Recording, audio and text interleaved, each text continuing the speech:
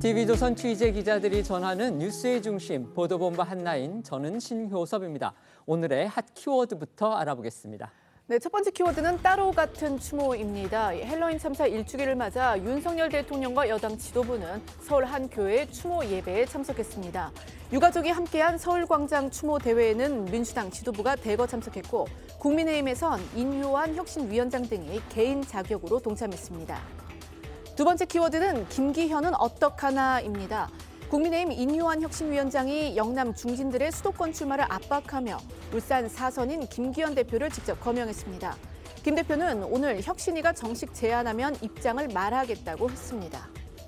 세 번째 키워드, 의심받는 통합 메시지입니다. 민주당 이재명 대표가 지명직 최고위원회 신명계 원외 인사를 임명한 것을 두고 당내 계파 갈등이 재현하는 모습입니다.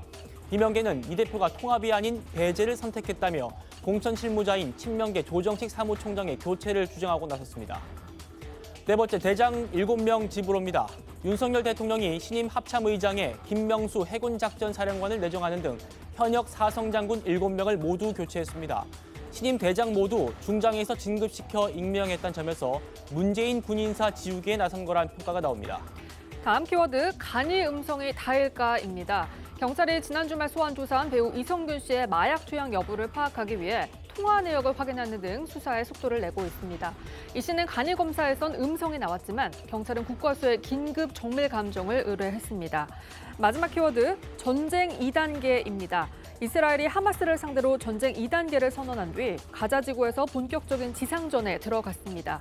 하마스를 지원해온 이란은 레드라인을 넘었다며 본격 대응을 경고해 확전이 우려되고 있습니다. 첫 번째 이슈로 가보겠습니다. 영상부터 확인하시죠.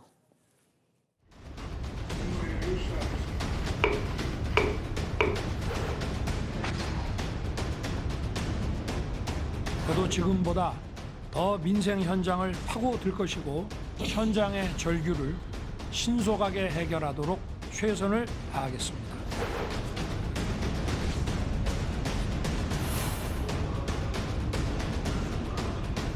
제가 살면서 가장 큰 슬픔을 가진 날입니다.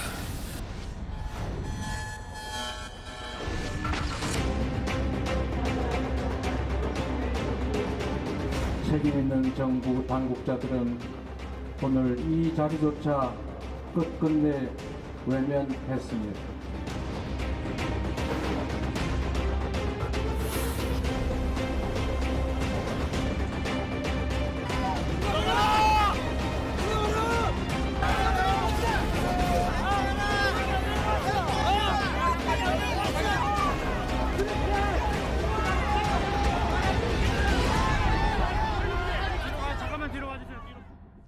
윤석열 대통령 오늘 아침에 국무회의를 주재했습니다. 생중계되는 가운데서 중동 순방 성과를 설명하고 국민연금 개혁을 비롯해서 국정 현안에 대한 입장도 밝혔습니다. 네, 윤 대통령 오늘 생중계된 이 모두 발언을 통해서 지난해 아랍에미리트에 이어서 올해 사우디아라비아와 이 카타르까지 국빈 방문을 마치며 중동 빅3 국가와의 정상외교를 완성을 했다라고 이야기했습니다.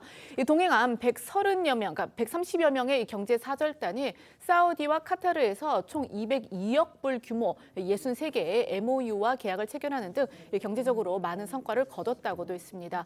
오늘 국무회의 발언 들어보시고 이 지난주 중동 순방에 나섰던 윤 대통령의 모습도 다시 한번 보시겠습니다. 올해 초 UAE 국빈 방문에 이어 중동 빅3 국가와의 정상 외교를 완성하였습니다. 792억 불, 약 107조 원 규모의 거대한 운동장이, 우리 기업이 뛸 운동장이 중동 지역에 새로 만들어진 것입니다. 이런 대규모 수출과 수주는 양질의 일자리 창출을 통해 경제와 민생에 활기를 불어넣을 것입니다.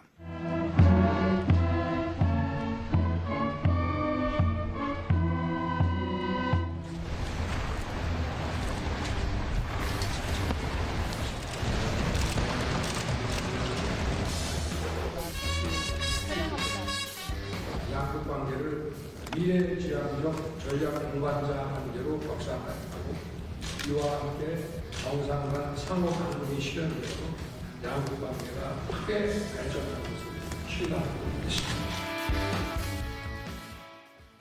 윤 대통령은 이어 작심한 듯 민생 관련 메시지를 쏟아내서 눈길을 또 끌었습니다. 지난주 저희도 전해드렸는데요. 대통령 순방 기간에 한덕수 국무총리하고 장차관 또 대통령실 참모들까지 일제히 민생 현장을 찾았습니다. 그 연장선상에서 오늘도 윤 대통령 민생 현장 행보를 나가야 한다 이렇게 강조한 겁니다. 네, 윤 대통령은 지난주 대통령실에서 소상공인 일터, 또 복지행정 현장 등 36곳의 다양한 민생 현장을 찾아서 국민의 절박한 목소리를 생생하게 듣고 왔다고 했는데요. 구체적으로 고금리로 어려운 소상공인들이 마치 은행의 종노릇을 하는 것 같다면서 한숨을 쉬었고요. 또 끝없이 올라가는 인건비에 절규했다고 소개를 했습니다. 또 중대재해처벌법을 두려워하는 목소리나 또 치안 인프라 부족, 방과 후 돌봄 수요 대책 요구 같이 현장이 아니면은 들을 수 없는 신랄한 지적도 나왔다고 덧붙였습니다. 윤 대통령은 이런 현장 방문이 일회성에 그치지 않고 국민과 직접 소통하는 시스템으로 정착시키겠다고 했습니다. 윤 대통령은 특히 이 정부가 최근 발표한 국민연금 개혁안이 맹탕이다라는 지적이 나오는 데 대해서 연금 개혁은 뒷받침 근거나 사회적 합의 없이 숫자 제시로만 결론 낼 수 있는 문제가 아니라고 반박을 했습니다. 그러면서 정치적 유불리를 계산하지 않고 국민적 합의 도출을 위해 최선을 다해 반드시 연금 개혁 약속을 지키겠다고 다짐을 했는데요. 윤 대통령은 약자 보호 법안의 시급성을 강조하고자 한다면서 이 전세 사기를 언급하기도 했습니다. 관련한 목소리 들어보겠습니다. 저도 지금보다 더 민생 현장을 파고들 것이고 대통령실에서 직접 청취한 현장의 절규를 신속하게 해결하도록 최선을 다하겠습니다. 대통령실과 총리실이 각 부처의 민생 현장 직접 소통이 제대로 이루어지는지 늘 관심을 가지고 보겠습니다. 피해자 다수가 사회 초년생인 청년들로 미래 세대를 약탈하는 악질적인 범죄입니다. 검찰과 경찰은 전세 사기범과 그 공범들을 지구 끝까지라도 추적해 반드시 처단해 주기 바랍니다. 윤 대통령 내일은 국회에 나가서 내년도 예산안의 시정연설을 합니다. 앞서 여야가 맺은 이른바 신사협정을 확인할 그 시험대가 될 것으로 보입니다. 그렇죠. 여야가 지난 24일이죠. 그러니까 이 국회 본회의장에서 정쟁성 피켓이나 고성과 야유 등을 금지하는 이른바 신사협정을 맺었는데요. 아무래도 내년 총선을 앞두고 정쟁보다는 민생에 집중하겠다 이런 취지로 보입니다.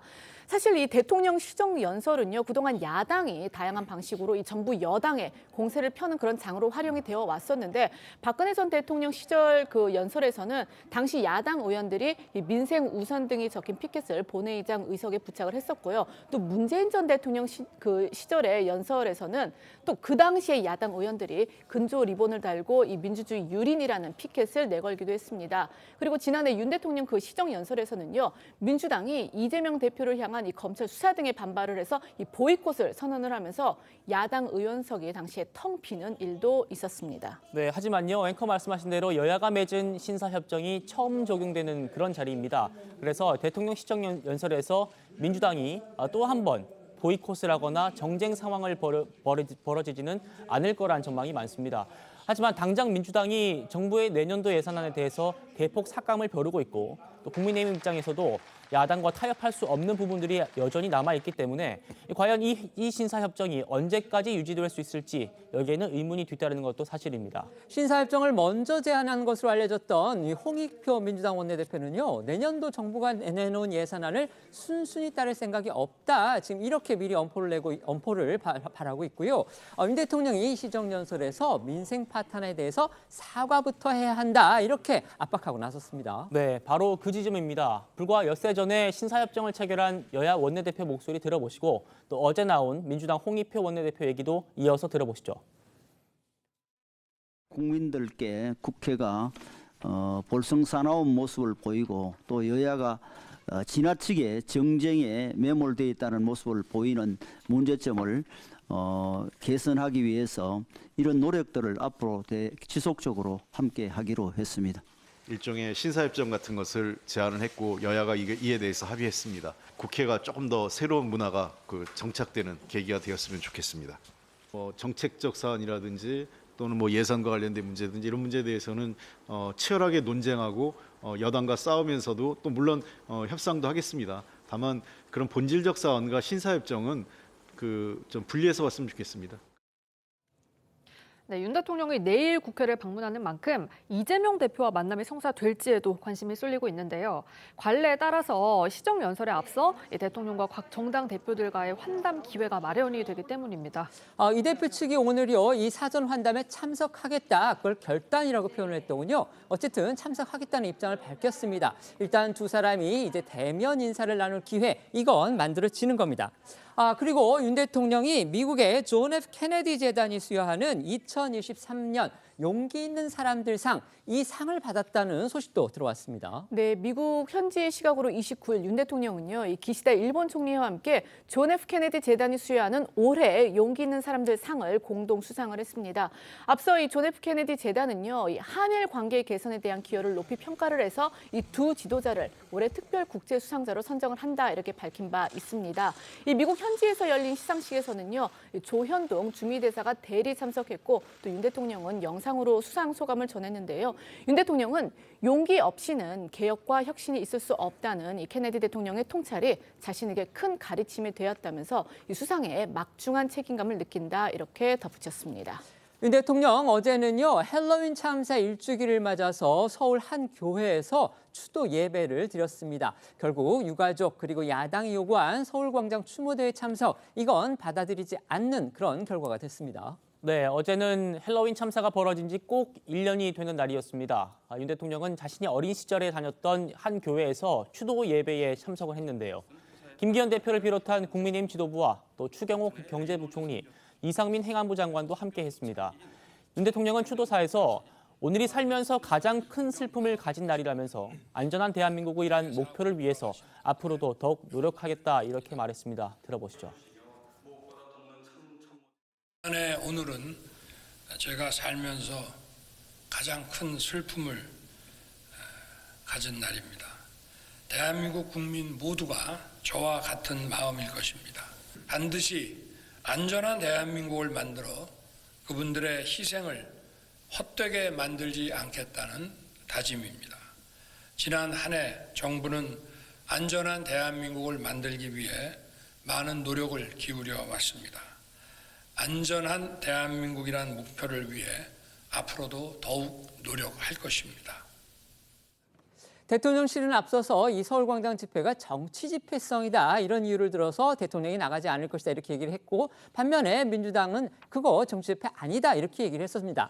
그런데요 어제 이 서울광장 추모대회 일부에서는요 대통령 탄핵 같은 그런 구호가 등장한 것을 비롯해서 정치 집회를 방불케 하는 모습이 또 포착이 됐습니다. 논란이 지금 일고 있는 겁니다. 네, 어제 추모대회에서는요, 이 이재명 민주당 대표와 이정미 정의당 대표 등 야당 지도부들이요 추도사를 통해서 윤 대통령의 불참을 강한 어조로 비판을 하고 또 정부 여당의 책임을 강조했습니다. 또 이 추모 대회장에서는 윤 대통령의 탄핵을 촉구하는 깃발이 걸리기도 했는데요. 이 추모 대회에서 나온 이 대표의 추모사 들어보시겠습니다. 유족들의 절절한 호소는 오늘도 외면받고 있습니다. 권력은 오로지 진상 은폐에만 급급합니다. 참사에 책임을 지는 사람이 단 한 명도 없습니다. 책임 있는 정부 당국자들은 오늘 이 자리조차 끝끝내 외면했습니다. 국가는 참사 때도 지금도 희생자와 유족들 곁에 없습니다. 어제 행사에는 국민의힘에서 인요한 혁신위원장 그리고 또 유이동 정책위의장이 개인 자격으로 참석을 했습니다. 추모 대회장을 떠나는 인 위원장을 향해서 참석자들이 거친 고성과 또 욕설을 쏟아내기도 했습니다. 일부에서는요 이 폭력적인 상황까지 벌어졌다고 합니다. 네, 일부 참석자들은 인 위원장을 손으로 밀치면서 한국인도 아니지 않냐 이런 욕설을 퍼붓기도 했고요. 또 한 참석자는 인 위원장을 향해서 빈 담뱃값을 던지기도 했습니다. 또 분향소에는 김기현 대표 등이 보낸 근조 화환이 훼손되는 그런 일도 발생했다고 하는데요. 영상으로 한번 보시겠습니다.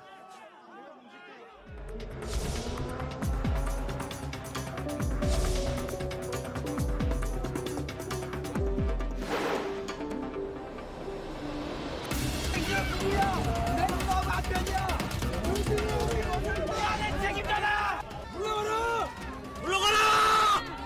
인권 정치 탄핵!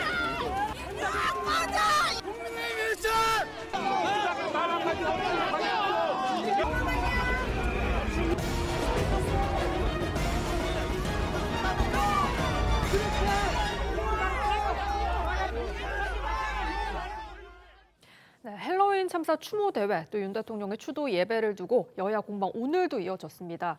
정청래 민주당 최고위원은 오늘 오전 회의에서 윤 대통령을 겨냥을 해서 평상시에도 조문할 때 상주를 만나지 않고 교회를 가냐라고 했고요. 김병민 국민의힘 최고위원은 이재명 대표 등 야당 지도자들이 이 치유의 언어 대신에 정쟁과 분열의 언어를 쏟아냈다라고 비판을 했습니다. 여야의 목소리 들어보겠습니다. 어제 윤석열 대통령은 가장 큰 슬픔을 가진 날이고 유가족께 깊은 위로의 말씀을 드린다면서도 끝내 서울광장 추모식장엔 불참했습니다. 윤 대통령은 평상시 조문할 때도 장례식장에 가지 않고 상주들 만나지도 않고 교회에 갑니까? 교회에 가니 신용은 한 것 같고 유가족 위로가 아닌 본인만 위로받고 온 것 아닙니까? 분노와 증오가 사회적 갈등으로 이어지게 된다면 정작 참사 이후 우리 사회의 트라우마를 이겨내기 위한 본질적인 치유는 뒷전으로 밀려나는 게 아닌가 걱정과 우려도 됩니다. 어제 추도대회에 참석한 이재명 대표 등 야당의 지도자들은 우리 사회의 아픔을 극복하기 위한 치유의 언어 대신 갈등과 증오를 부추기는 정쟁과 분열의 언어를 쏟아내기 바빴습니다. 저희가 키워드에서도 말씀드렸듯이 헬로윈 참사 일주기를 맞아서 정치권이 따로 하지만 같은 추모를 했습니다. 자, 이 장면들을 어떻게 봐야 될지 모르겠습니다. 평가해 주시죠. 우리가 3사에 대해서 추모를 하고 또 고인들 기리는 거 당연히 국민적인 의무겠죠. 해야 될 텐데요. 그렇지만 또 국회와 정부가 해야 될 일이 있을 겁니다. 즉 국회 같은 경우는 지금 1년이 지났습니다. 그러면 과연 국민들은 안전해졌는가에 대한 물음에 대한 답을 해야 될 것 같아요. 왜냐하면 우리가 지난 헬로윈 참사 같은 경우는 당시에 주최자가 없는 집회 같은 경우에 도대체 누가 그럼 책임이 있느냐, 이 문제가 결국 쟁점이 됐지 않습니까?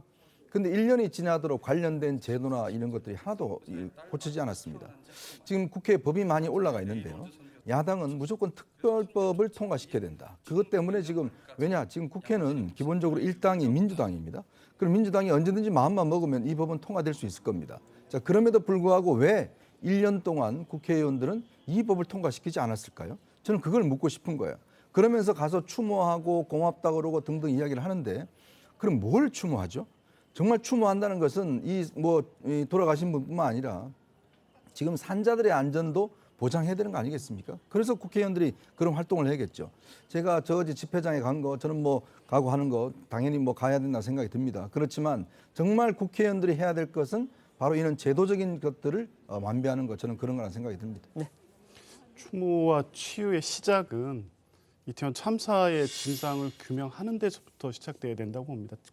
그래야지 유가족은 당연하고 국민들에게서 이런 대형 참사로부터의 어떤 그 충격 이런 게 치유되는 거 아니겠습니까? 그런데 지난 1년 동안 보면 유가족의 목소리는 철저히 외면받았고 실제 사건의 어떤 실체와 관련해서는 용산구청장 등 일부 실무자들의 책임으로만 떠넘겨졌지 구체적으로 왜 발생했는지에 대한 어떤 진상규명이 이루어지지 않고 있습니다. 이런 상황이면 대통령께서 적어도 어제 그 자리에서 참사가 아니더라도 유가족을 만나고 손을 한번 잡아주시면서 목소리를 듣는 데부터 시작하고 진상규명에 대한 약속을 하실 수 있었어야 된다고 보고요. 그 출발은 당연히 특별법을 통해서 사건의 진상을 규명하고 왜 사건이 발생했는지를 찾아내야 다시는 이런 사건이 생기지 않게 하는 안전대책이 나올 수 있는 것 아니겠습니까? 그래서 출발은 치유의 출발은 사건에 대한 진상규명부터이고 그 특별법 제정으로부터이고 이 부분은 정부가 대통령이 적극 의지를 가지고 나서 주셔야 된다 이런 말씀드리고 싶습니다. 이제 국민의힘 얘기해 보겠습니다. 인요한 혁신위가 오늘부터 공개적으로 외부 활동도 시작했습니다. 인 위원장이 예고했던 대로 광주 5.18 묘지를 참배한 건데요.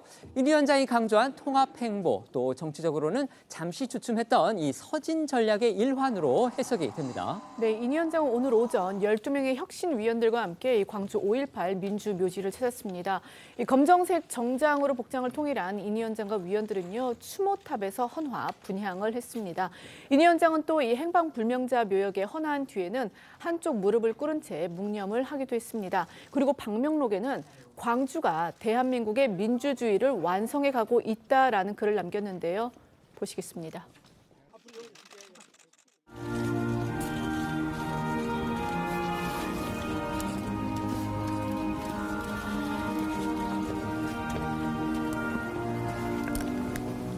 좀 말이 좀 안 나와서요. 다시는 이 땅에 이런 희생이 없었으면 좋겠습니다. 그 외에는 말문이 막혀서 좀 말하기가 어렵습니다. 자, 이렇게 묘역 참배를 마친 인 위원장은 1980년 광주 현지에서 시민군에 통역을 했던 그 시절을 떠올리면서 유대인의 표현을 빌려서 용서는 하되 잊지 말자 이렇게 강조하기도 했습니다. 듣고 오시죠. 의미는 결국 국민통합, 국가통합, 또 동서통합의 의미가 있고 광주의 아픔을 위로하는 것이 대한민국 현대사의 아픔을 위로하는 첫걸음이다 이렇게 봤습니다. 80년 대학 1학년 때 도청을 들어가서 통역을 했는데 두 가지 뚜렷한 그 기억이 남아 있습니다. 그 첫째는 북쪽에 향해서 우리를 지켜주는 총이 왜 남쪽으로 향한지를 모르겠다. 유태인들이 한 말을 빌리자면 용서는 하되 잊지 말자. 이제 지방에서 지금까지는 잘해왔지만 이제는 중앙에서 이분들을 다 포용하고 어디든지 가서 자랑스럽게 그 자기 조상이나 자기의 어머니 아버지나 자랑스럽게 얘기할 수 있는 그런 나라가 돼야 됩니다. 인효한 위원장이 지난 주말 언론 인터뷰 등을 통해서 이 변화와 혁신에 가속도를 내는 그런 분위기인데요. 벌써부터 국민의힘이 술렁이고 있다고 하죠. 맞습니다. 바로 취임 일성으로 현역 의원의 기득권 포기를 언급했던 인효한 위원장이 다수의 언론 인터뷰에서 영남권 의원들의 서울 출마라는 그런 방안을 거론했기 때문입니다. 지난 주말에 저희 TV조선에 출연을 했을 때도 영남의 스타들이 서울에 올라와야 한다 이렇게 말을 했는데요. 직접 들어보시죠. 과거에는 우리가 국민이 희생을 하고 정치인이 마음대로 했는데 이제 그게 엎어져야 됩니다. 이제는 정치인이 희생을 하고 국민이 얻는 그런 세상이 돼야 됩니다. 그래서 경북 경남의 스타들이 좀 서울에 올라와서 서울의 험지에도 오고 특히 인 위원장이 김기현 대표라든지 주호영 의원 등 실명을 거론을 해서 파장이 일었거든요.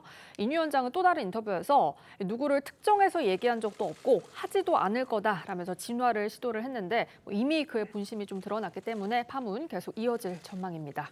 국민의힘의 전체 의원이 111명입니다. 이 가운데서 56명이 영남권 의원입니다.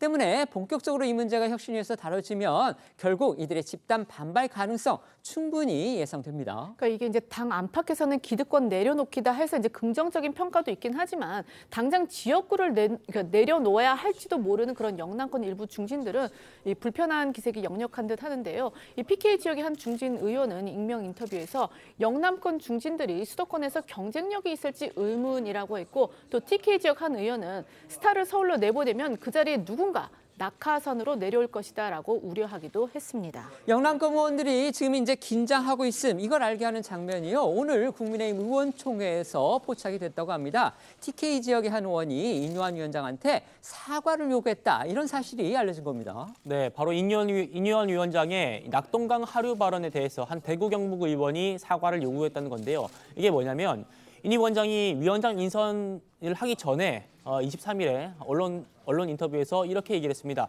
낙동강 하류 세력은 뒷전에 서야 한다 이렇게 말한 건데요. 이걸 여권에서는 영남 중진 의원들의 험지 출마를 요구한 걸로 해석이 되기도 했습니다. 여기에 대해서 TK 지역 의원인 김용판 의원이요. 정중히 사과를 요구한다고 말한 겁니다. 혁신위의 또 다른 제안이자 1호 혁신안은 바로 이준석 전 대표 그리고 홍준표 대구시장 등 이른바 이제 당 차원의 징계를 받은 인물들에 대한 사면론입니다. 그런데요, 정작 당사자들은 이것에 반대하거나 아니면 부정적인 그런 반응을 또 보이고 있다고 하죠. 네, 혁신위는 지난주 첫 회의에서 이 전 대표, 또 홍 시장, 김재원 최고위원 그리고 태영호 의원 등 징계를 받은 인사들의 사면을 논의하자라고 했는데요.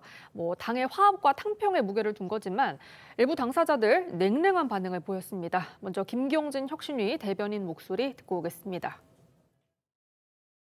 위원장께서 최초에 말씀하셨던 당내 화합과 통합 이런 부분을 우리가 주요 안건으로 삼아야 된다 이런 얘기도 있었고요. 혁신위의 제1호 안건은 당내 통합을 위한 대사면 이거를 1호 안건으로 놓고 향후에 논의를 계속하기로 했습니다. 그 당 지도부의 대사면 언제 공식 건의하실 예정이신가요? 아직 구체적인 날짜는 정해져 있지 않은데 아마 빠르면 이번 주 목요일 최고위원회 회의 때 건의하지 않을까 싶습니다. 이 수해 골프 논란 등으로 징계를 받았던 홍준표 대구시장은요, 연일 SNS에 잇따라 글을 올리면서 이 당 지도부를 향한 분노를 드러냈습니다. 말도 안 되는 사유로 징계하는 모욕을 주고 이제 와서 사면하겠다고 한들 자신이 받아주겠느냐 이러면서 대통령이나 하는 사면 운운하니까 그러니까 성질이 폭발했다, 본인의 성질이 폭발했다 이렇게 이제 말을 했고요. 또 김기현 대표를 겨냥해서 영남 안방 방구석 사선으로 총선을 지휘할 역량이 되겠느냐면서 혁신의 본질은 국민 신뢰를 상실한 지도부 총사퇴인데 그렇지 않고 난국 돌파가 가능하겠냐 이렇게 주장을 하기도 했습니다. 이준석 전 대표도요, 오늘 한 라디오에 나와서 이 반대 목소리를 높였는데요. 들어보시겠습니다. 지금 보세요. 홍준표 전 대표 두 번 지낸 사람이고요. 네. 거기다 대선 후보까지 지낸 분이에요. 그런데 이 사람을 말 갖고 이제 징계했다는 거죠. 김기현 대표가 조금 불편함을 느낄 수 있는 이야기했다 그래가지고 정당의 윤리 징계나 이런 것들 희화하면 사용해왔던 사람들이 이걸 지금 또 무슨 대단한 시혜적 조치인 것처럼 하고 있는 거예요. 예? 국민의힘 지도부 인사들은 이 같은 반발에 대해서 자중해달라 이렇게 당부하고 나섰습니다. 네, 박정화 수석 대변인은 홍 시장을 향해서 수해가 엄청 심했던 상황에서 골프를 쳤다는 거를 이제 와서 아무 문제가 없다고 생각하냐 이렇게 비판했고요. 또 이 전 대표를 향해서도 정말 당을 생각한다면 이렇게 흘러가는 전체 물줄기 속에서 국민의 바람이 어떤 건지 생각하고 말해달라 이렇게 일침을 놨습니다. 오늘 한 라디오에 출연한 김병민 최고위원 역시 두 분에 대해서 당원들도 좋지 않은 감정을 갖고 있다면서 발언에 신중해야 한다 이렇게 지적했는데요. 한번 듣고 오시겠습니다. 인유한 위원장이 제안한 통합 대사면에 대해서도 무겁게 받아들이고 숙고할 것입니다.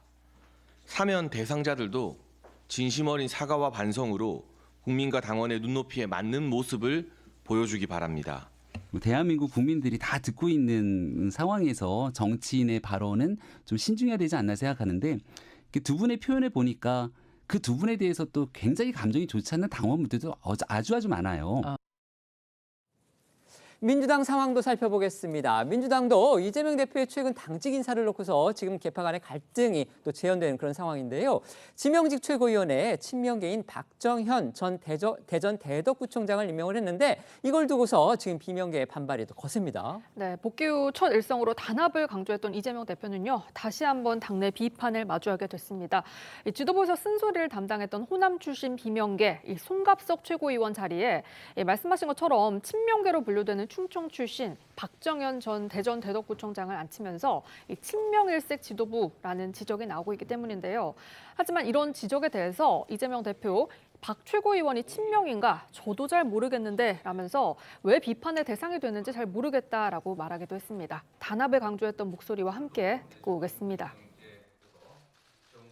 우리 민주당이 작은 차이를 넘어서서 단결하고 단합해야 합니다. 체포동의안 처리 과정의 일로 더 이상 왈가왈부하지 않기를 바랍니다. 오늘 최고위원이랑 정책위의장 인선 배경이 어떻게 될까요? 유능한 분들이시고 여러 가지 고려할 점들이 있는데 역할을 잘 해주실 거라고 믿습니다. 이번 인선이 어떤 측면에서 좀 당내 통합이라고 보시는 거예요? 그건 여러분들이 해석해 주시면 좋을 것 같습니다.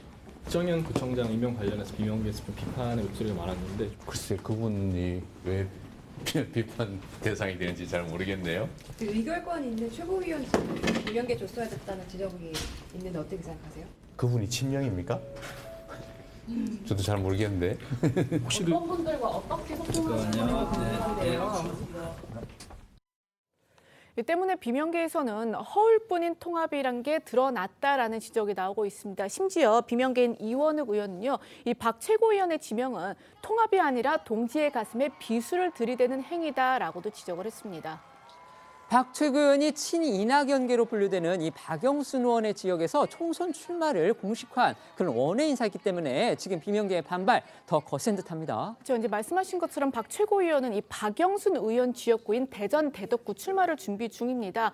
물론 이제 당사자인 박영수 의원은 어떤 정치적 의미도 부여돼서는 안 된다라고 하긴 했지만 어쨌거나 이 원외 친명 인사가 이 비명 현역 의원 지역에 출마하는 이른바 그 자객 출마 이렇게 지금 언급하는 지역만 약 10곳이거든요. 그렇기 때문에 비명계는 이번 최고위원 임명이 공천 학살의 전초전 이렇게 보는 분위기도 있습니다. 정책위 의장의 호남 지역 3선인 친이낙연계인 이계호 의원을 임명한 걸 두고서도 지금 비명계들 반발이 더 심합니다. 그렇습니다. 이계호 의원이 원내대표 경선 출마로 사의를 표명한 김민석 전 의장의 후임으로 임명된 거에 대해서 비명계 달래기용 구색 맞추기다 이런 반응이 나왔습니다. 최고위원과 달리 이 정책위 의장은 의결권이 없는 자리이기 때문에 구색만 맞췄다는 겁니다. 또 다른 비명계 일각에서는요. 이계호 의원은 현 지도부에 한 번도 비판적인 입장을 보인 적이 없는 분이다라면서 이 대표가 말한 통합은 허구다 이렇게 꼬집기도 했고요. 또 뿐만 아니라 이 대표가 이계호 의원을 임명한 건 이 비명계를 고립시키는 전략에 나선 거다 이런 분석도 나오고 있다고 합니다. 이 때문에 비명계에서는요. 공천 물갈이 가능성을 우려하면서 이 대표가 정말 화합 의지가 있다면 공천 실무 책임자인 친명계 조정식 사무총장을 바꿔야 한다라고 주장을 하고 있습니다. 대표적 비명계 이상민 의원은요. 오늘 한 라디오에서 당내에서 조 사무총장 교체 주장이 나오는 것에 대해서 이재명 대표 체제에 대한 깊은 불신을 갖고 있는 거다라고 밝히기도 했는데요. 직접 듣고 오겠습니다. 저 같은 경우는 여전히 지금은 목소리를 안 내고 있습니다만 이재명 대표 체제의 결함이 크기 때문에 전체가 대표 체제가 퇴진해야 된다라는 생각을 갖고 있습니다. 그러나 이제 그 이재명 대표의 퇴진은 아니지만 뭐 사무총장을 교체를 해야 된다. 이런 거는 이재명 대표 체제에 대한 깊은 불신을 갖고 있는 거죠. 이재명 대표나 이재명 대표 체제가 갖고 있는 중대한 한계나 결함 때문에 그리고 이런 앞으로 있을 공천이나 여러 가지 당무 운영에 있어서 공정치 못한 불공정한 처사들이 많을 것이다. 이런 깊은 조사무총장이 실제로 불신을 하고 있는 거죠. 조사무총장. 하지만 지도부는요. 지금 사무총장을 바꿀 이유가 없다는 입장인 것으로 전해졌습니다. 네. 이현종 의원님께는 여당 관련한 질문을 드리겠습니다. 결국 이뇨한 혁신위원장이 이른바 이제 영남 중진들의 서울 자출론, 수도권 자출론 밀어붙일 거라고 생각하십니까? 그렇죠. 왜냐하면 이 혁신위의 성공 여부를 따지는 가장 중요한 게 바로 저는 이게 영남 지역 의원들의 뭐 출마라든지 불출마라든지 그다음에 서울 이전이라고 봅니다. 이른바 이제 기득권 포기겠죠. 그렇죠. 보통 역대 선거를 보면 대충 물갈이 비율이 25%, 30% 정도 됐어요. 근데 지금 국민의힘은 워낙 이제 의석 자체가 지금 110석밖에 되지 않고 영남권 비중이 큽니다. 그럼에도 불구하고 왜 이렇게 영남권이 비판받느냐? 그동안 뭘 했냐는 질문에 대해서 제대로 답을 못 하고 있다는 것이거든요. 특히 지금 보시면 알겠지만 당의 대표 지금 뭐 울산입니다. 그다음에 원내대표 대구죠. 그다음에 뭐 사무총장 또 경북이지 않습니까? 그러니까 전체 보면 영남 일색의 지금 지도부가 지금 차지하고 있는 거거든요. 그러니까 그런 지도부가 과연 이제 내년 총선을 제대로 지휘할 수 있을 것인가? 그리고 또 영남 지역 의원들 아마 중앙 무대에서 또 중앙 언론에서 이렇게 거론된 분들 잘 생소한 분들이 많을 겁니다. 그럼 그만큼 그동안 별로 활동이 없었다는 것이죠. 그러니까 본인은 공천만 받으면 당선되는 지역에 올라와서 결국은 적극적인 활동을 하지 않고 성과가 없기 때문에 만약 일반 회사 같았으면 당연히 임원을 사퇴시킬 겁니다. 너무 아니 예를 들어서 뭐 실적이 없으면 네네. 그러니까 실적이라는 게 결국은 그 정당의 실적이라는 건 국민의 지지도거든요. 그런 부분에 대해서 과연 그럼 역할을 했는가 부분을 명확히 따져서 결정을 해야 될 것이고 사면 문제도 사실은 사면을 해준다는 데 이렇게 반발하는 분들은 처음 봤어요. 왜냐하면 지금 이준석 대표나 홍준표 전 시장 같은 경우는 아마 본인들이 생각해놓은 계획과 지금 뭔가 좀 얼그러지는 게 아니냐. 뭐 신당 창당 여러 가지 얘기가 그렇죠. 있겠죠. 그런 것 네네. 때문에 이렇게 반발하는 게 아니라는 또 지적도 할 수 있을 것 같습니다. 알겠습니다.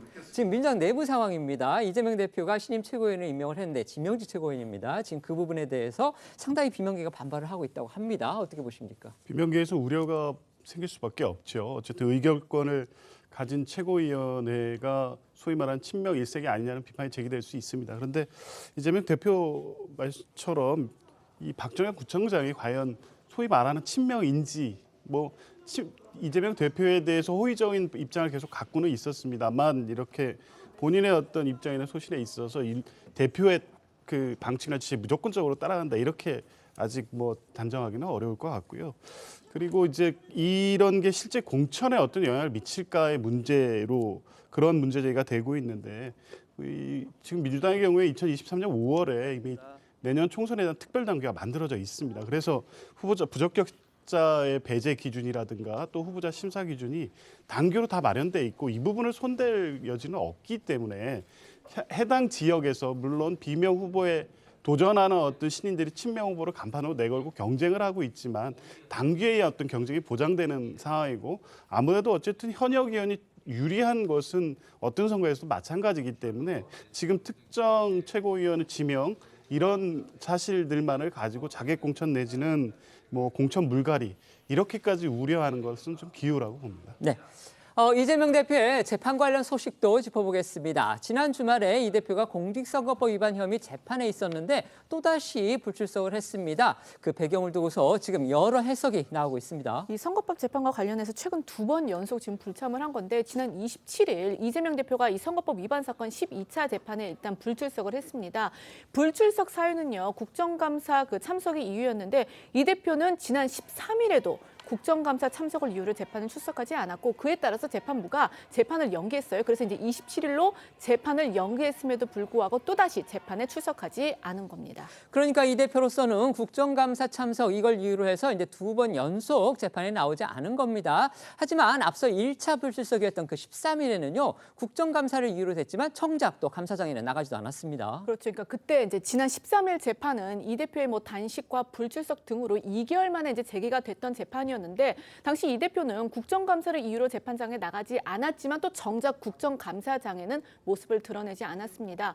이 대표 측은 단식 후유증에 따른 건강 문제 이런 것들을 이유로 들었지만 여당에서는 재판부 농락이라는 비판이 나왔습니다. 그리고 이 서울중앙지법원장 역시 보기 드문 상황이라고 지적을 했습니다. 들어보시죠. 이재명 대표가 자신의 선거법 위반 사건 재판에 나오지 않았습니다. 이 때문에 49일 만에 열린 재판이 5분 만에 끝나버렸습니다. 이 대표는 국정감사 때문에 불출석한다는 의견서를 재판부에 냈다고 하는데요. 그런데 정작 이날 오전에 열린 소속 상임위 국정감사에는 참석하지 않았습니다. 재판부 농락한 거 아닙니까? 그런 시각이 있을 수 있겠습니다. 판사 생활하면서 이런 일 보신 적 있어요? 보기 드문 상황은 맞습니다. 이런 비판을 의식했을까요? 이 대표 지난 27일 국정감사에는 또 참석을 했습니다. 하지만 이 대표가 나가지 않은 그 재판장에서는요. 또 담당 판사의 이제 한숨 소리가 들렸다. 이런 기사가 나왔습니다. 그렇습니다. 재판 시작 전에 재판부가 이 대표 측 변호인한테 피고인 이재명 대표는 오늘도 안 나오십니까? 이렇게 물었고요.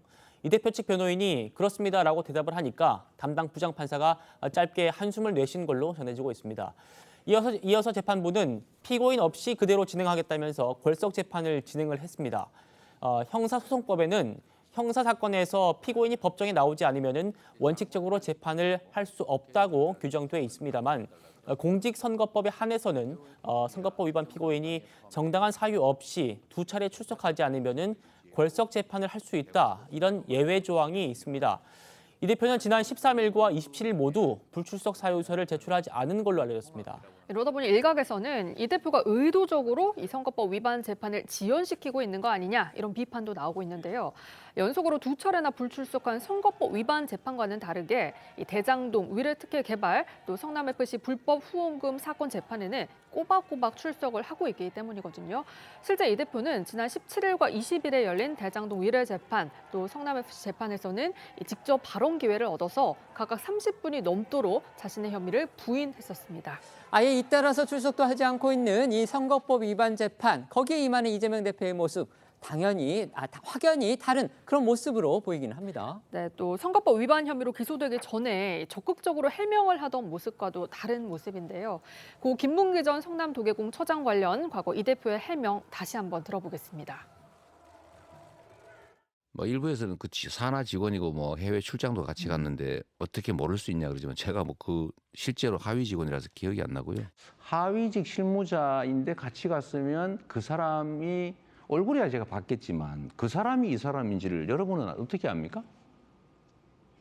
표창을 수백 명을 주는데 저는 그분이 왜 돌아가셨는지를 모르죠. 참으로 안타까운 일이고. 다만 이 대표 측은 지난 27일 재판에 앞서서 27일 재판은 증인을 신문하는 일정이기 때문에 갈 필요가 없어서 불출석하는 거다라는 입장을 밝힌 걸로 알려졌고요. 재판에 불성실하게 임하면 오히려 이 대표한테 불리하지 않겠느냐면서 의도적 지연은 아니다라는 취지의 입장도 덧붙인 것으로 전해집니다. 하지만 이 대표에 대한 이 선거법 재판은 일반인의 평균 재판 소요 기간에 비해서 4배 이상이나 길어지고 있습니다. 이 대표의 선거법 위반 재판 지금 13개월째 이어지고 있습니다. 그러니까 이루라 기자의 그런 설명에 따르면 일반인 재판은 평균적으로 3개월 정도면 끝난다. 이런 얘기가 되겠군요. 네, 일단은 이제 이 대표의 이 선거법 위반 혐의를 다시 한번 보시면은 이게 이제 크게 두 가지죠. 고 김문기 성남도계공처장을 몰랐다라는 그런 발언, 그리고 백현동 개발 특혜 관련해서 이 국토부에 협박이 있었다는 주장, 이렇게 이제 두 가지 허위 사실을 이제 방송 등에서 이제 유포했다는 그런 이제 혐의인데, 말씀하신 것처럼 이게 이제 지난해 9월, 10월 각각 기소가 됐지만 1년 넘게, 그러니까 13개월째 결론이 안 나고 있습니다. 반면에 일반인의 경우는 이 공직선거, 그러니까 보통의 경우에는 공직선거법 위반과 관련해서 검찰이 기소한 날로부터 1심 선고까지 평균 소요 기간이 최근 10년간 봤을 때 약 100일, 그러니까 3개월로 알려졌습니다. 이거는 이제 박성준 국민의힘 의원이 대법원으로부터 제출받은 자료에 의한 건데요. 20대 국회의원 중에는 그 1심 선고가 45일 만에도 내려진 사건도 있는 것으로 나타났습니다. 결국 이 대표의 재판만 유독 길어지고 있다, 이렇게 볼 수 있다. 일단 수치만으로 봤을 때는 그런 건데요. 이런 이유가 있을까요?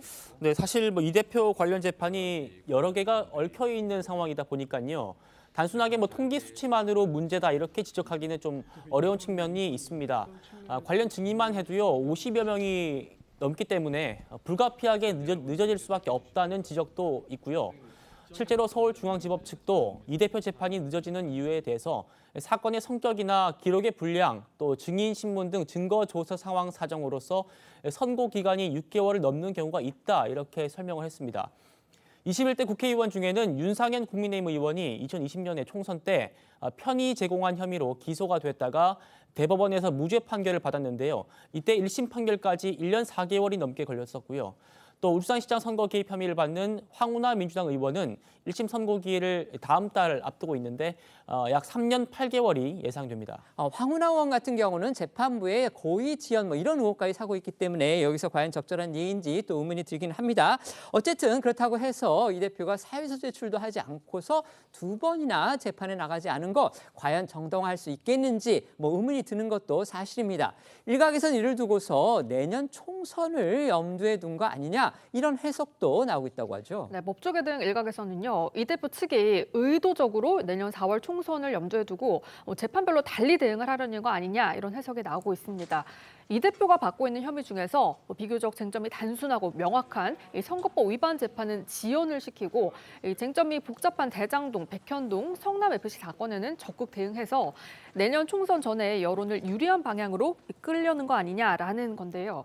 관련해서 국민의힘 박성중 의원은 이재명 대표는 조속히 재판에 출석해서 죄값을 달게 받아야 한다면서 이 대표와 민주당의 사법권 무력화, 재판 고의 지연 행태가 도를 넘어섰다라고 꼬집었습니다.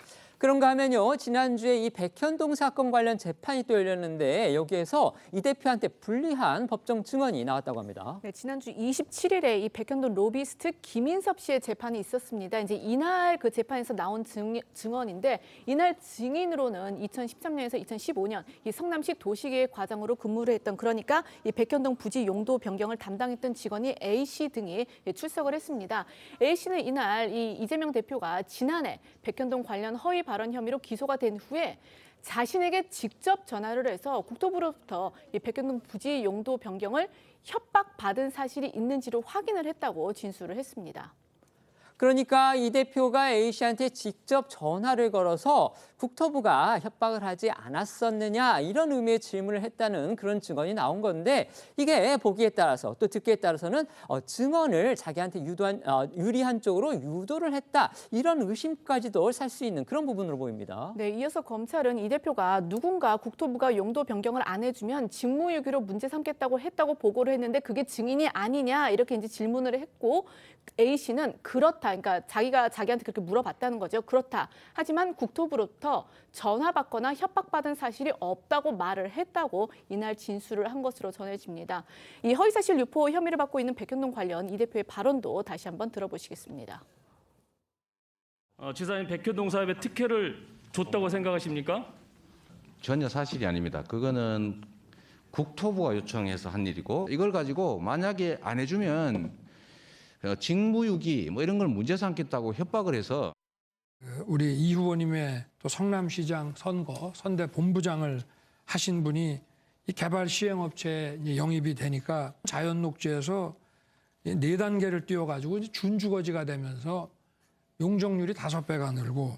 저는 연락도 잘 안 되는 사람이 말씀을 일단 드리고 성남시의 최대한 이익을 확보하는 조건으로 국토부와 식품연구원이 요구하는 대로 법에 따라서 용도를 바꿔준 겁니다.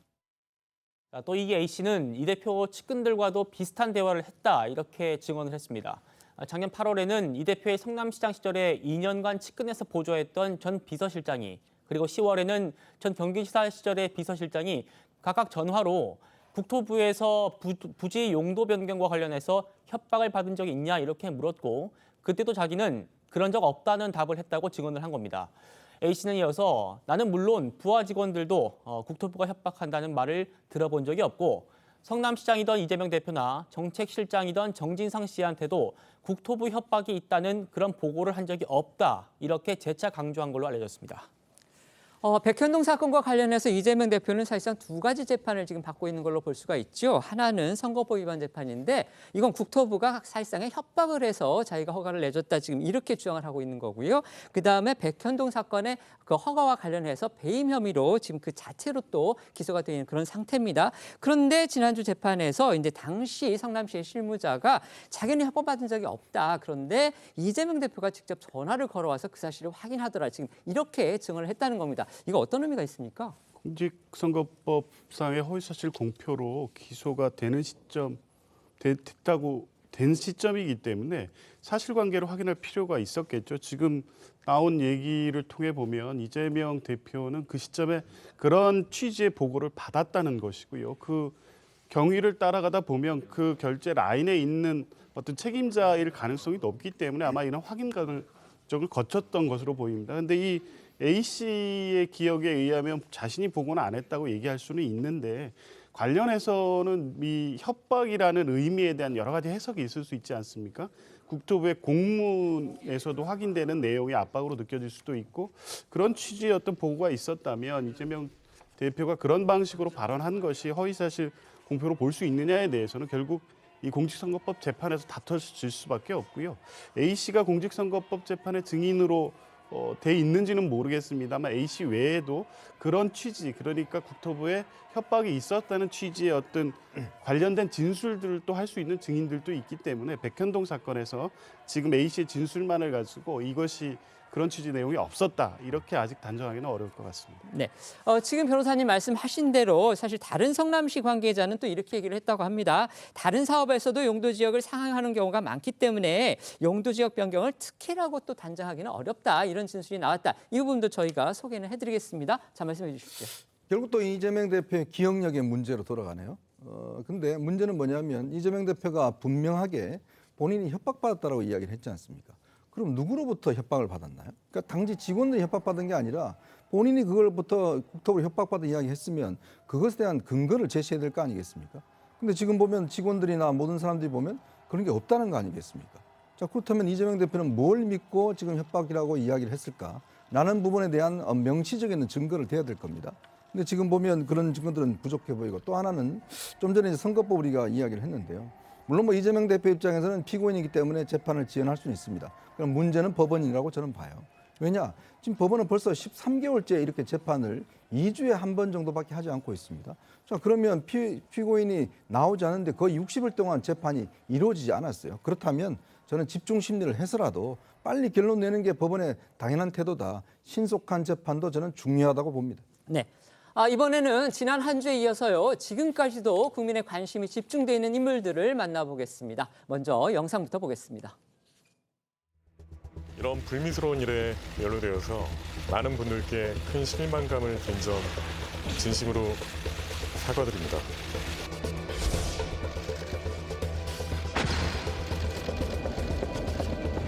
죄송합니다. 고개 숙여 사과드리겠습니다.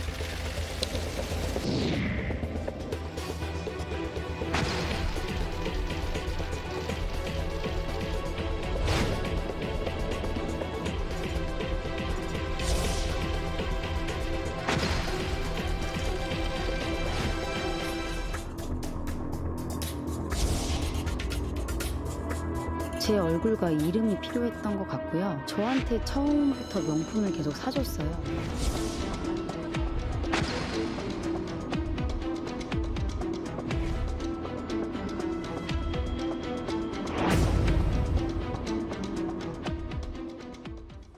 지난 주말 마약 투약 혐의를 받는 이성균 씨가 처음으로 경찰에 출석해서 조사를 받았습니다. 이번 사건이 불거지고 나서 처음으로 언론 앞에 모습을 드러낸 그런 기회이기도 합니다. 네, 지난 토요일 오후 4시 30분쯤 이성균 씨가 첫 경찰 조사를 받기 위해서 인천 논현 경찰서에 출석을 했습니다. 다소 초췌한 얼굴로 카메라 앞에 섰는데요. 이성균 씨는 수차례에 걸쳐서 허리를 90도로 숙여서 사과를 했지만 이 마약 투약 혐의에 대해서는 성실하게 수사에 임하겠다라는 답으로 인정도 부인도 하지 않는 모습을 보였습니다. 이성균 씨 조사는요, 1시간 만에 끝났습니다. 이 마약 투약 여부를 확인할 시약 검사가 진행이 됐고 또 디지털 포렌식을 위해서 휴대전화를 제출한 것으로도 전해졌습니다. 경찰 조사를 위해서 출석한 이성균 씨의 모습 다시 한번 보시겠습니다. 이런 불미스러운 일에 연루되어서 많은 분들께 큰 실망감을 드린 점 진심으로 사과드립니다. 죄송합니다. 그리고 무엇보다도 지금까지 저를 믿고 지지해 주셨던 모든 분들에게 다시 한번 고개 숙여 사과드리겠습니다. 그리고 지금 이 순간 너무 힘든 고통을 감내하고 있는 가족들에게 미안한 마음입니다. 마약 투약 혐의 인정하십니까? 이 조사에서 성실하게 진실되게 대답하겠습니다. 유흥업소 실장한테는 어떤 협박을 받으신 건가요? 그 또한 조사에서 성실히 임하도록 하겠습니다. 네, 지금 심경 한번 말씀해 주세요. 죄송한 마음뿐입니다. 죄송합니다. 이성균 씨 이제 조사에서 다 밝히겠다, 진실되게 대답하겠다 이렇게 얘기를 했는데 막상 이제 실제 조사에 들어가서는요 진술을 거부했다 이런 보도가 나왔는데 이거 사실인가요? 네, 이성균 씨 조사가 1시간 만에 끝이 나니까 이 씨가 진술 거부를 한 거 아니냐 이런 관측이 나온 건데요. 여기에 대해서 이성균 씨 법률 대리인은 첫 번째 조사는 간이 시약 검사만 받기로 돼 있었다면서 피의자 신문은 추후에 이뤄질 걸로 전달을 받았는데 그 부분이 와전된 듯하다라고 설명을 했습니다. 또 진술 거부권을 행사한 건 아니고 거부할 의사도 없고 정식 조사에서 진술할 계획이라고 덧붙였습니다. 이성균 씨 역시 조사를 받고 나오면서 추후에 조사할 때 성실히 임하겠다 이렇게 말을 했거든요. 들어보겠습니다. 예, 오늘은 휴대폰 이미 제출했고요. 다음 정식 조사 때 필요한 요청사항들 잘 응하고 왔습니다. 예, 추후에 조만간 조사 불러주신다고 하니까 그때 성실히 답변하겠습니다. 임하겠습니다. 죄송합니다. 혐의에 대해서 추가로 좀 말씀해 주실 부분 없으신가요? 예, 다음에 조사 때 성실히 임하겠습니다. 죄송합니다.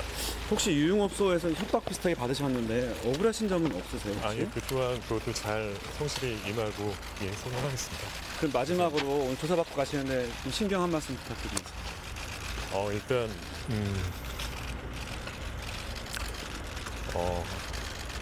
저를 지지하셨던 모든 분들에게 큰 실망감 드려가지고 너무 죄송하고요. 예, 앞으로 추후에 조사 성실히 임하겠습니다. 네, 경찰은 조만간 이성균 씨를 다시 불러 마약 투약 혐의를 조사할 계획이고요. 변호인과 추가 소환 일정을 조율하고 있다고 합니다. 그제 이제 간이 시약 검사라는 걸 받았다고 합니다. 그런데 여기에서는 이 마약 음성 반응이 나왔다고 합니다. 네, 하지만 간이 시약 검사에서 음성이 나왔다고 해서 이성균 씨가 마약 투약 혐의를 완전히 벗은 건 아닙니다. 간이 검사의 경우에는 통상적으로 5에서 10일 내에 마약을 투약했을 때만 반응이 나오기 때문인데요. 경찰은 좀 더 정확한 확인을 위해서 이성균 씨의 모발과 소변을 국과수에 보내서 긴급 정밀 감정을 의뢰할 예정입니다. 소변 검사로는 한 2달 동안의 마약 투여 사실을 입증할 수 있고요. 또 모발 검사는 1년까지 확인이 가능한 걸로 알려졌습니다. 이선균 씨에 대한 정밀 검사 결과는 이르면 2주 안에 나올 걸로 보입니다. 또 경찰은 압수한 이선균 씨 휴대전화를 포렌식을 하고 이선균 씨 명의의 차량을 분석해서 마약 소지 혐의가 있는지도 확인 중인 걸로 전해졌는데요. 다음 조사에서 이선균 씨의 진술 내용과 또 국과수 정밀 감정 등을 종합해서 구속영장 신청도 검토할 예정이라고 합니다. 연예계 마약 스캔들 수사와 더불어서 경찰은요, 전 펜싱 국가대표 남현희 씨와 결별한 그 전모 씨에 대한 수사도 본격화하는 모습입니다.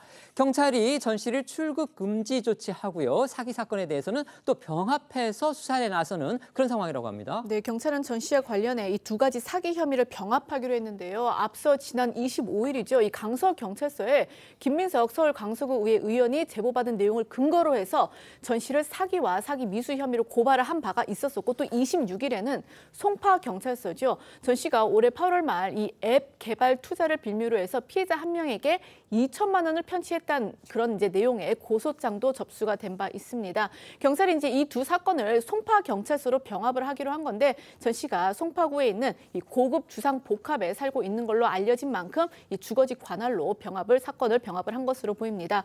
이 송파경찰서는 이 고발인 조사 등을 먼저 진행한 뒤에 전 씨를 소환 조사할 방침인 것으로 알려졌습니다. 그런데 남현희 씨도 경찰의 조사 대상이 될 수 있다, 이런 전망이 또 나오고 있습니다. 남 씨가 단순한 피해자가 아니라 이 전 씨하고 공모했을지도 모른다, 이런 진정이 경찰에 접수했다는 건데요.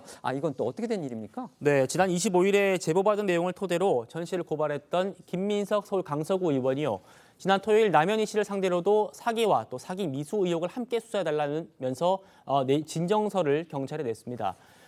김 구의원은 남현희 씨가 전 씨로부터 범죄 수익으로 의심되는 명품 가방을 선물 받고 또 전 씨가 투자금을 돌려달라는 피해자들한테 남현희한테 달라고 하면 된다, 이렇게 말할 정도로 깊은 관계로 보인다면서 공모 의혹을 제기한 상태입니다. 이 같은 공모 의혹에 대해서 남현희 씨 어떤 입장 낸 게 있습니까? 남현희 씨는요, 전 씨 사기 정황과 자신은 무관하다는 입장입니다. 오늘 한 라디오 인터뷰에서 남 씨는 이 전 씨가 투자 사실을 남현희한테 말하지 말라면서 피해자들한테 입단속을 했기 때문에 자신은 이런 상황을 전혀 알지 못했다고 주장을 했거든요.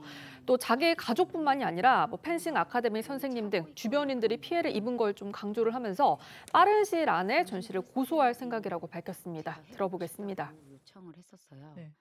지금 저희 가족들도 피해본 부분들이 되게 많아요. 저희 엄마랑 제 동생과 제 친척들, 그리고 아카데미 선생님들, 그러니까 선생님들 주변 사람들 명의로 뭔가를 했던 정황도 이번에 제가 확인을 하게 됐고, 제 조카들 돈도 있다 보니까 저희 이제 조카의 엄마, 그러니까 저한테는 친척 언니인데 언니도 이제 화가 많이 나 있는 상태이고, 저는 그 피해를 보신 분들께 죄송한 마음은 있는데요.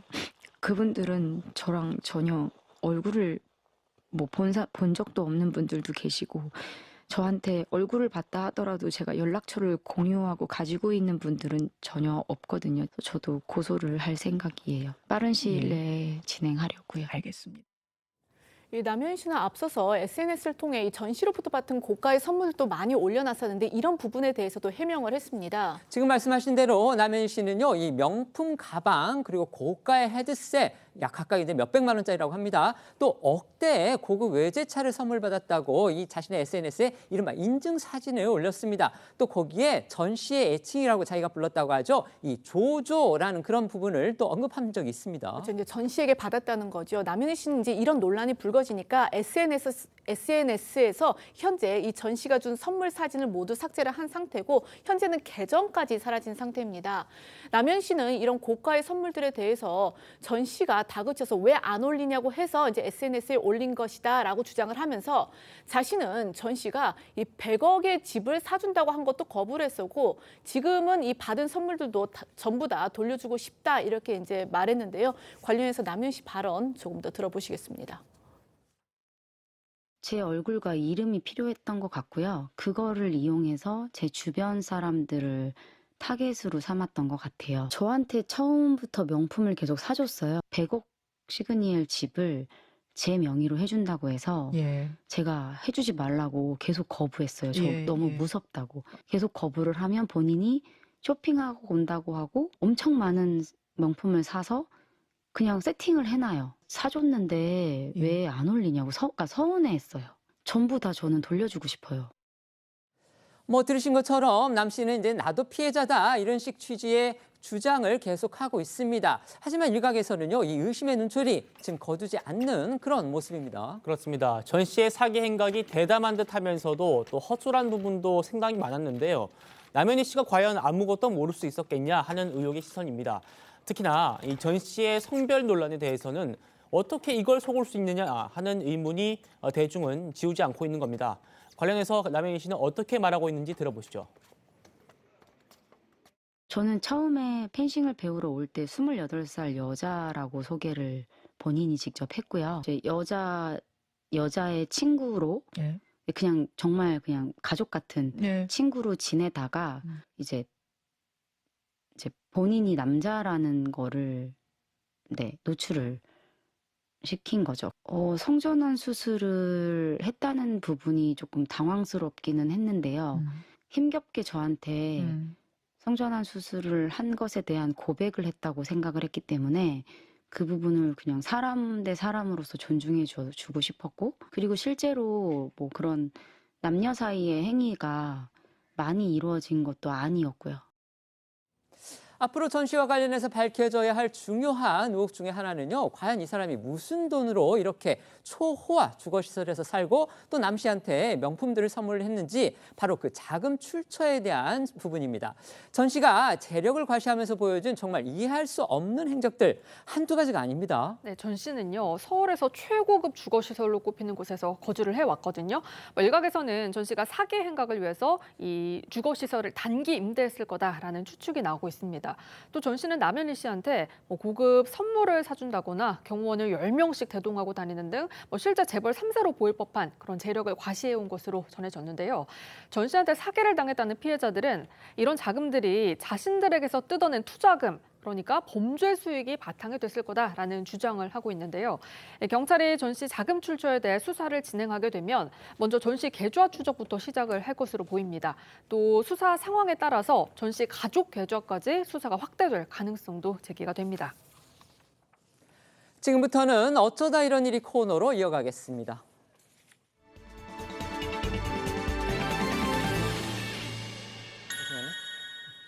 첫 번째는 땅굴이 첫 타깃입니다.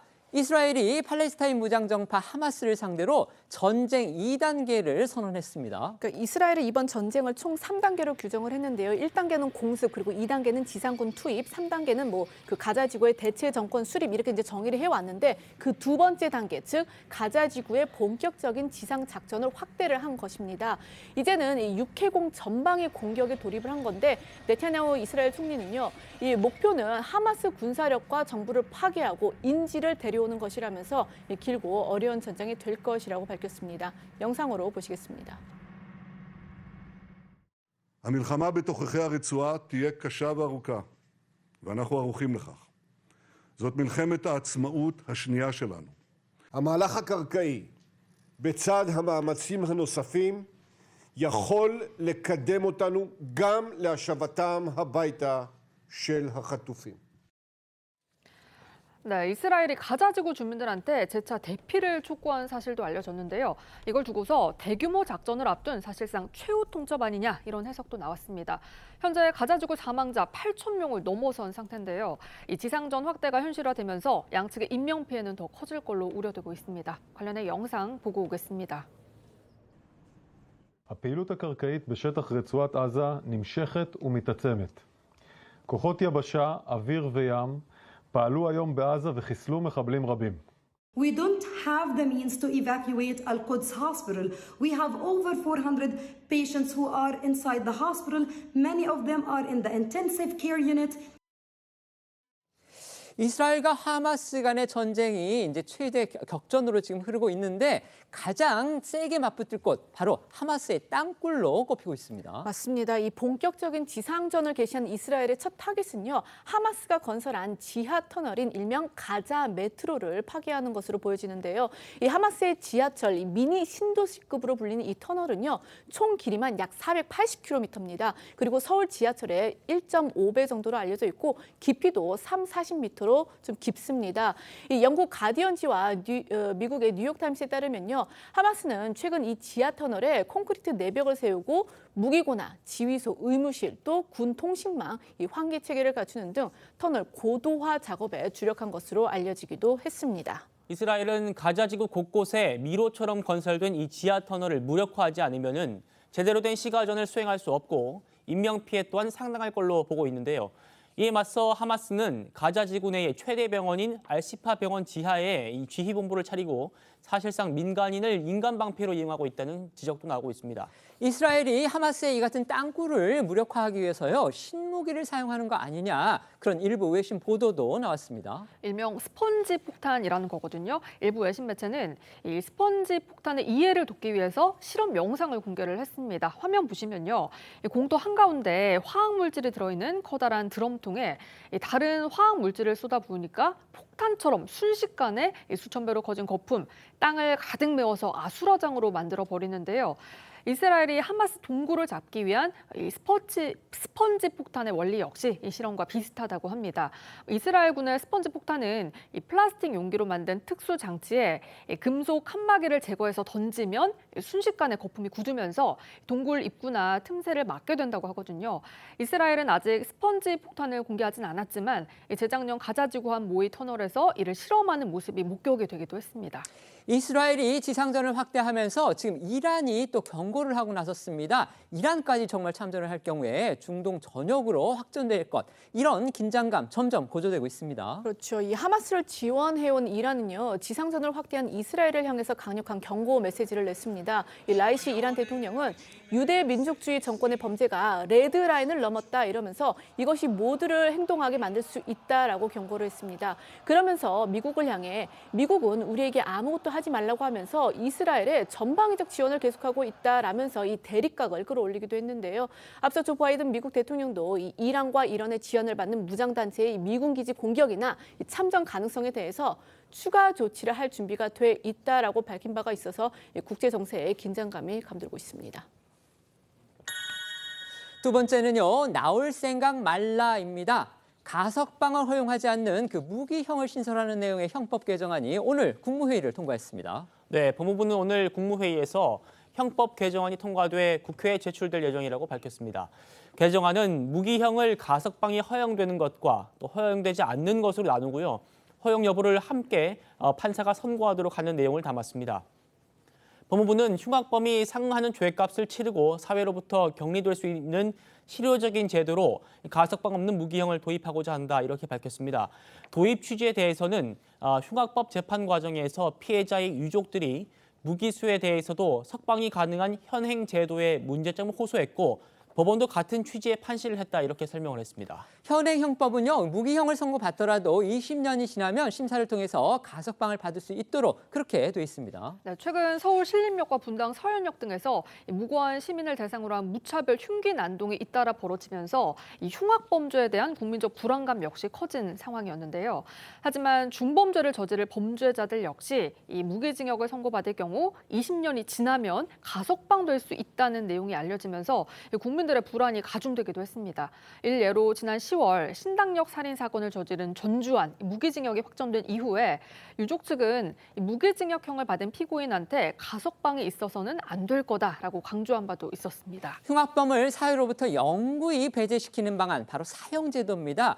우리나라는 1997년 12월 이후에 현재까지 사형을 집행하지 않고 있습니다. 그렇기 때문에 법의 규정은 있지만 실질적으로는 사형 폐지 국가다 이렇게 지금 분류가 돼 있는데 이 부분에 대한 대안이 필요하다 이런 목소리도 점점 커져온 게 사실입니다. 네, 한동훈 장관도 앞서 지난 7월 국회에서 이 사회에서 용납할 수 없는 괴물의 경우 영원히 격리하는 방법이 필요하다라고 밝힌 바 있는데요. 그때 목소리 들어보시겠습니다.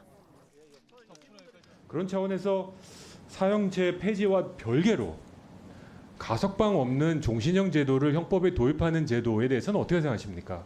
이 문제 복잡한 문제지만 단순하게 제 생각을 말씀드린다면 저 그 취지에 공감합니다. 저는 어떤 그렇게 사회에서 정말 용납할 수 없는 어떤 괴물의 경우에는 영원히 격리하는 방법이 반드시 필요하다고 생각합니다. 한동훈 법무부 장관은 오늘 보도자료를 통해 이 선량한 국민을 보호하기 위해 반드시 필요한 제도라면서 이 법률 통과를 위해서 최선을 다하겠다라고 밝혔습니다. 이 개정안은 앞으로 20일 이상 공고된 후에 국회에 상정돼 의결되면 정부가 공포를 하고 또 시행하게 됩니다. 저희는 1분 뒤에 다시 돌아오겠습니다. 오늘 준비한 소식은 여기까지입니다. 저희는 내일 오후 1시에 더 핫한 소식으로 찾아뵙겠습니다. 시청해 주셔서 고맙습니다.